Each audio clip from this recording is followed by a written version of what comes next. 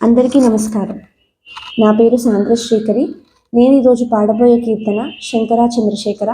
ఈ కీర్తన శివుడికి సంబంధించింది. సోమవారం పూట ఎప్పుడైనా ఎవరైనా పాడుకోవచ్చు. మీ అందరికీ నచ్చుతుంది అని ఆశిస్తున్నాను. శంకరా చంద్రశేఖరా గంగాధరా సుమనోహరా శంకరా చంద్రశేఖరా గంగాధరా సుమనోహరా పాహి మాం అభయంకరా మృత్యుంజయ సర్వేశ్వరా పాహి మాం అభయంకరా మృత్యుంజయ సర్వేశ్వరా శంకర చంద్రశేఖరా గంగాధరా సుమనోహరా పాహి మాం అభయంకరా మృత్యుంజయ సర్వేశ్వరా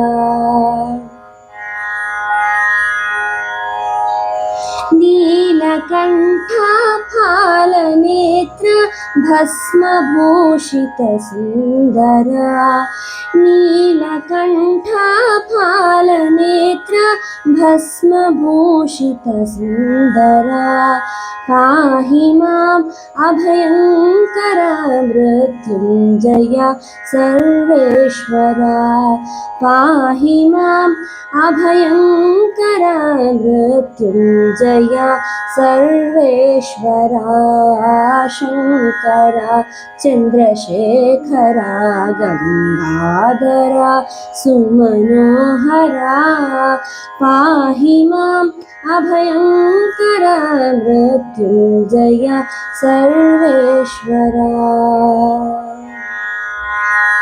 వామదేవా వంహి నయన చంద్రచూడ దిగంబరా వామదేవా వంహి నయన చంద్రచూడ దిగంబరా శ్రీకరా పంచానన వృషవాహన గౌరీవరా శ్రీకరా పంచానన వృషవాహన గౌరీవరా శంకరా చంద్రశేఖరా గంగాధరా సుమనోహరా పాహి మాం అభయంకరా మృత్యుంజయ సర్వేశ్వరా శంకరా చంద్రశేఖరా గంగాధరా సుమనోహరా పాహి మాం